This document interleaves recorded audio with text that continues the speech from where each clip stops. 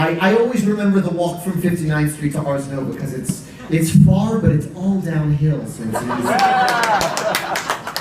easy. And being welcomed into that theater where they have not only pictures of old-timey productions from the 1800s, but that's next to the Baba Sisters, that's next to Creation Nation.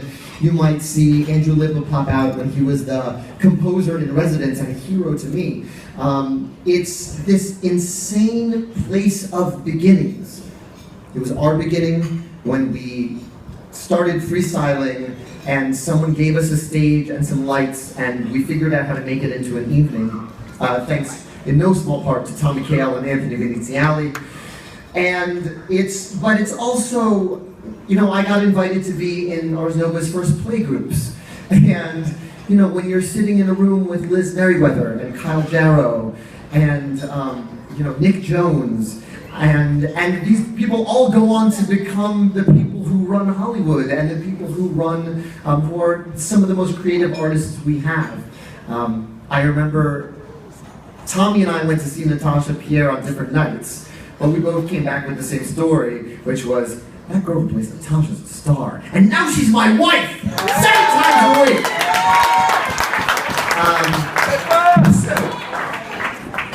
It is a place of beginnings, and it feels so full circle to have opened the show tonight with Freestyle Love Supreme, who are in many ways the brothers I never had, and the rock band I never even aspired to, but they are our band. And we're going to be doing the 50th anniversary of Ars Nova, and we're going to be up here asking for a verb.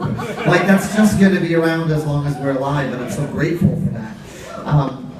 And, you know, it's interesting. I spent this afternoon at Roger Rees's memorial service.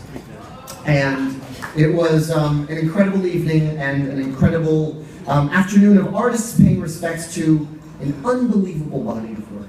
I mean, you can point from Nicholas Nickleby to Lord John Marbury to the work he's directed as a, you know, and it's a legacy that I aspire to, that I know Tommy aspires to, that Jill aspires to be able to leave behind something that plants seeds in so many people.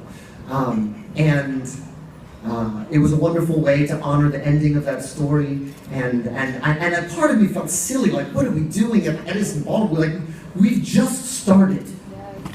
We've just started. And Hamilton's gonna be what it is, and I'm incredibly grateful that every 6 or 7 years ago, Tommy says yes with me and we make a musical together. But it feels like we're just beginning, and when you support Ars Nova, you are supporting so many beginnings. So I'm grateful to be able to claim Ars Nova as a home. I feel like I died looking at all of you tonight. So many friends, families. It feels like, I always said I wanted the last scene of my life to feel like the last scene of The Bandwagon. If you haven't seen it, it's a great Fred Astaire movie. And Fred Astaire thinks the show is over and no one's having a cast party, so he walks away with his jacket over his shoulder, and he walks in a room and everyone is singing for He's a Jolly Good Fellow, and Sid Charisse tells him, you've not only created art, you've changed our lives, and he kisses Sid Charisse, and they sing That's Entertainment, and that's the end of the movie. And I said, that's what I want the last scene of the movie of my life to be.